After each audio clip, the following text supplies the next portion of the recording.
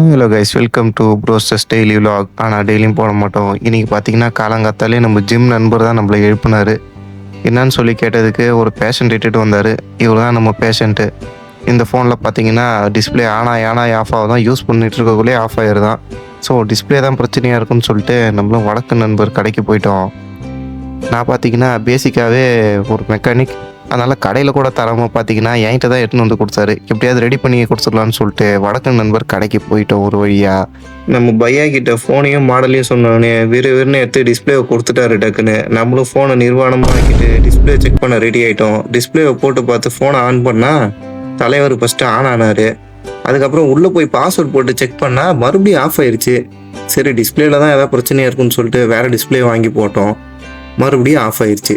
சரி, பையா நம்மள்ட்ட ஒரிஜினல் இருக்குது, ட்ரை பண்ணுறியான்னு கேட்டார். ஒரிஜினலையும் எடுத்து போட்டு பார்த்தோம். அப்பயும் ஒன்றும் வேலை ஆகலை. இந்த ஃபோனில் சிபியூவில் பிரச்சனையா இல்லை டிஸ்பிளேல பிரச்சனையான்னு தெரியாமல் நம்மளும் வேறு கடைக்கு போய் வேறு டிஸ்பிளே போடலான்னு சொல்லிட்டு கிளம்பிட்டோம். அங்கே போயிட்டு டிஸ்பிளே போட்டு பார்த்தா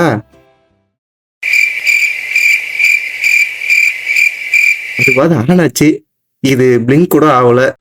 Oh shit, not good. சரின்னு சொல்லிட்டு கடைசியாக ஒரே ஒரு டிஸ்பிளே போட்டு பார்க்கலான்னு சொல்லிட்டு அஞ்சாவதா ஒரு டிஸ்பிளே வாங்கி போட்டு பார்த்தோம். ஆனால் அதுவும் கடைசியில் ஆன் ஆகல. வளரும்னு ஆசையோட வந்தோட வாசல்லே நீ பாட்டி அமிச்சிட்டீங்களாடா.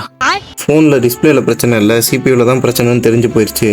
நமக்கு தெரிஞ்ச பெரிய மெக்கானிக் ஒருத்தர் இருக்காரு. அவர்கிட்ட ஃபோனை கொடுத்துட்டு நாங்கள் வீட்டுக்கு கிளம்பிட்டோம். போகிற வழியில் பார்த்தா ஜல்லியெல்லாம் கொட்டி வச்சுட்டு இருந்தாங்க. என்னன்னு சொல்லி பார்த்தா இந்த இடத்துல புல்ரோசர்லாம் வச்சு ஏதோ வேலை செஞ்சுட்டு இருந்தாங்க. இந்த இடம் பார்த்தீங்கன்னா ரீல்ஸில் கொஞ்சம் நாளுக்கு முன்னாடி ட்ரெண்டாக போயிட்டு இருந்துச்சு. வீட்டுக்கு போயிட்டு மறுபடியும் பார்த்தீங்கன்னா நம்ம சொந்தக்கார வீட்டுக்கிட்டு நம்ம சேனல் பார்ட்னர் வீட்டுக்கு கிளம்பிட்டோம்.